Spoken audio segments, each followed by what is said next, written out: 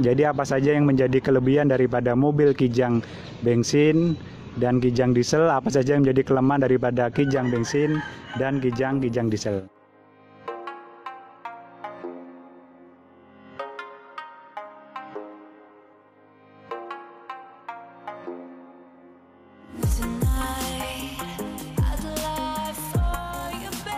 Assalamualaikum warahmatullahi wabarakatuh. Semoga di hari ini kita selalu dalam kesehatan dan kebarokahan, amin. Untuk hari ini mungkin bagi rekan-rekan sekalian yang ingin meminang sebuah mobil antara Kijang bensin dan Kijang diesel, ini di depan saya ada contoh untuk Kijang bensin. Jadi apa saja yang menjadi kelebihan daripada mobil Kijang bensin dan Kijang diesel, apa saja yang menjadi kelemahan daripada Kijang bensin dan Kijang diesel. Untuk contoh mobil di depan ini adalah mobil LGX tahun 97. Jadi kalau untuk bodi baik diesel maupun bensin, Kijang diesel maupun Kijang bensin, itu sesuai dengan tipe yang kita beli atau tipe yang digunakan.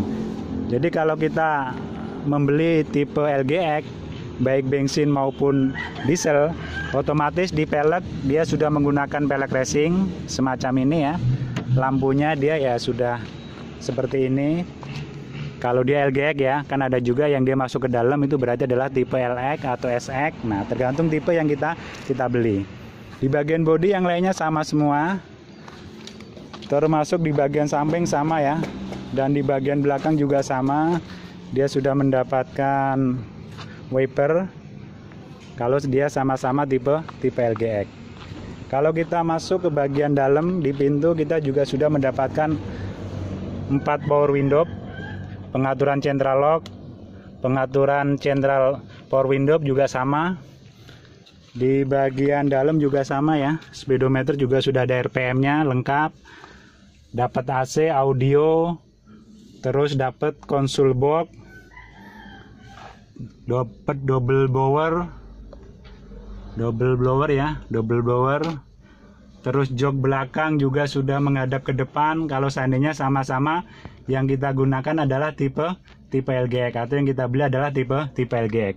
Jadi untuk bagian pernak-pernik bodi, interior maupun bagian luar eksterior untuk Kijang baik bensin maupun diesel itu sama semua. Jadi sama semua tergantung daripada kita belinya tipe Kijang apa. Jadi kelebihan antara Kijang bensin dan Kijang solar itu berada di mesinnya ya. Jadi berada di mesinnya. Yang pertama adalah yang kita bahas adalah untuk di Kijang bensin. Untuk kelebihan di mobil bensin, yang pertama itu adalah di harga beli. Jadi untuk mobil bensin ini harga belinya itu ya cukup rendah untuk dibandingkan dengan solar. Jadi kita memiliki mobil bensin ini ya harga belinya cukup rendah ya dibandingkan dengan mobil solar. Terus yang berikutnya adalah untuk di suara mesin, otomatis dia ini lebih halus, tidak berisik seperti solar. Kelebihan yang berikutnya di mobil bensin ini adalah minim getaran. Jadi ya untuk getaran di mesin itu ya minim sekali. Terus yang berikutnya untuk kelebihan di mobil bensin itu adalah di mudahnya perawatan. Jadi untuk perawatannya itu ya gampang. Hampir setiap bengkel bisa merawatnya, terutama adalah untuk mobil-mobil ya Kijang yang semacam ini sangat mudah sekali. Terus memang minim perawatan. Terus yang berikutnya adalah untuk spare partnya ya murah dan gampang, banyak KW-nya. Kita tinggal pilih saja mau ganti spare part yang bagaimana. Terus kelebihan yang berikutnya di mobil bensin ini adalah pajaknya yang murah. Jadi dibandingkan dengan mobil diesel, mobil bensin ini adalah pajaknya murah. Terus kenyamanan. Jadi kalau kita pakai mobil bensin ini ya di dalam kabin itu kita lebih nyaman karena suara berisik itu tidak nyampe ke dalam mesin mobil. Terus yang menjadi kekurangan untuk di mobil bensin ini yang pertama adalah untuk harga jual ya. Jadi memang kita dapatnya murah, memperolehnya murah, otomatis untuk di harga jualnya memang tidak begitu bertahan sebagaimana mobil diesel. Terus yang berikutnya adalah cukup boros di bahan bakar. Jadi konsumsi bahan bakarnya itu dia cukup boros. Terus yang kelemahan berikutnya untuk di mobil bensin ini adalah untuk torsi maksimalnya itu ya dia bisa dicapai dalam kecepatan tinggi atau ketika RPM itu tinggi. Beda dengan mobil diesel yang walaupun dia masih di RPM rendah, dia torsinya sudah maksimal. Maka kalau untuk mobil diesel itu ya kalau untuk nanjak-nanjak itu ya lebih aman atau safety. Terus yang menjadi kelemahan berikutnya ya untuk mobil bensin pada umumnya itu ya lebih takut kalau seandainya menerjang genangan banjir. Jadi kalau ada banjir segala macam itu ya kita harus lebih hati-hati kalau menggunakan mesin bensin karena banyak komponen elektrik ya seperti busi segala macam ya kan. Terus ada kuil segala macam. Kalau dia masih menggunakan platina, nah termasuk CDI-nya, nah itu ya karena masih banyak komponen elektrik, maka untuk banjir ya agar kita lebih berhati-hati. Terus kelemahan berikutnya untuk di mobil bensin pada umumnya itu ya tidak bisa didur ya. Jadi kita dur perjalanan terus menerus itu ya akan berakibat di mobil ini nanti tiba-tiba hilang atau mati. Jadi ada beberapa kasus ya cerita ya dari kawan yang mengendarai mobil bensin, dia dur tanpa berhenti ya, itu tiba-tiba mesinnya itu mati gitu aja. Ya padahal tidak ada kerusakan. Nah setelah didiamkan beberapa menit, 30 menit dia starter lagi, dia hidup. Nah itu saya dapat cerita itu 2 orang ya dengan mobil yang berbeda. Untuk mesin saya tanya mesin mobilnya mobil apa, mobil ini mesinnya ini. Nah itu berarti ya berdasarkan pengalaman tersebut bahwa mobil bensin ini memang dia tidak bisa kita dur. Namanya kita perjalanan jauh tanpa mati mesin, nah itu ya akan berakibat itu tadi tiba-tiba mesin mobil kita akan mati sendiri. Nah itu yang menjadi beberapa kelemahan untuk di mobil bensin. Terus yang berikutnya yang menjadi kelebihan di Kijang Solar itu yang pertama adalah harga jualnya lebih lumayan dibandingkan dengan Kijang bensin. Walaupun sama-sama dengan satu tipe, kadang-kadang tipenya lebih rendah dibandingkan bensin, itu harganya lebih mahal Kijang Solar. Terus kelebihan yang berikutnya adalah dia ini lebih irit di konsumsi BBM.